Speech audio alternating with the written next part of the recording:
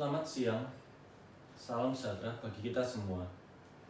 Bapak, Ibu, dan saudara-saudara sebangsa dan setanah air.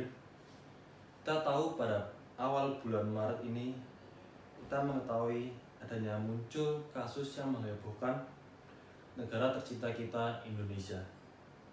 Hingga akhirnya kegiatan kita sehari-hari menjadi kacau, yaitu COVID-19. COVID-19 atau yang biasa kita bilang virus corona. Virus ini pertama kali ditemukan di kota Wuhan, tepatnya di negara Cina, pada akhir Desember 2019. Coronavirus adalah kumpulan virus yang bisa menginfeksi sistem pernafasan kita. Pada banyak kasus, virus ini hanya menyebabkan infeksi pernafasan ringan, seperti flu, namun virus ini juga bisa menyebabkan infeksi pernafasan berat jika tidak segera ditangani, seperti infeksi paru-paru.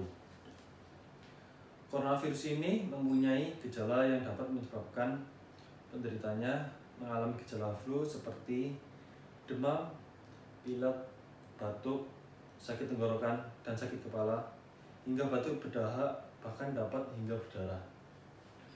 Namun, secara umum ada 3 gejala umum yang bisa menandakan seorang terinfeksi corona, yaitu demam, batuk, dan sesak nafas. Ada dugaan bahwa virus corona awalnya ditularkan dari hewan ke manusia, namun kemudian diketahui bahwa virus corona juga menular dari manusia ke manusia. Seseorang dapat tertular COVID-19 melalui berbagai cara, yaitu pertama, tidak sengaja menghirup percikan ludah dari bersin atau batuk penderita COVID-19. Yang kedua, memegang mulut atau hidung tanpa mencuci tangan terlebih dahulu setelah menyentuh benda yang terkena cipatan air liur penderita COVID-19. Yang ketiga, kontak jarak dekat dengan penderita COVID-19, misalnya bersentuh atau berjabat tangan. Virus corona dapat menginfeksi siapa saja, tapi efeknya akan lebih berbahaya atau bahkan fatal bila terjadi pada orang lanjut usia seperti ibu hamil, orang yang sedang sakit, atau orang yang daya tahan tubuhnya sedang lemah. Virus ini menular dengan cepat dan telah menyebar ke wilayah Cina dan ke beberapa negara, termasuk negara kita, Indonesia. Sampai saat ini belum ada vaksin untuk mencegah infeksi virus corona. Oleh sebab itu, cara pencegahan yang terbaik saat ini adalah dengan menghindari faktor-faktor yang bisa menyebabkan kita semua terinfeksi virus ini, yaitu pertama, hindari berpergian ke tempat umum yang ramai pengunjung atau yang biasa dikatakan orang-orang social distancing. Yang kedua, saat kita harus pergi keluar untuk keperluan rumah tangga, jangan lupa gunakan masker untuk menghindari cipatan air liur dari orang yang terkena virus ini. Yang ketiga, rutin-rutinlah kita untuk mencuci tangan dengan air dan sabun atau hand sanitizer yang mengandung alkohol 60%, minimal 60% setelah beraktivitas di luar rumah atau di tempat umum. Yang kelima, meningkatkan daya tahan tubuh dengan pola hidup sehat, makan sehat, makan protein dan sayur-sayuran. Yang keenam, jangan menyentuh mata, mulut, dan hidung sebelum mencuci tangan.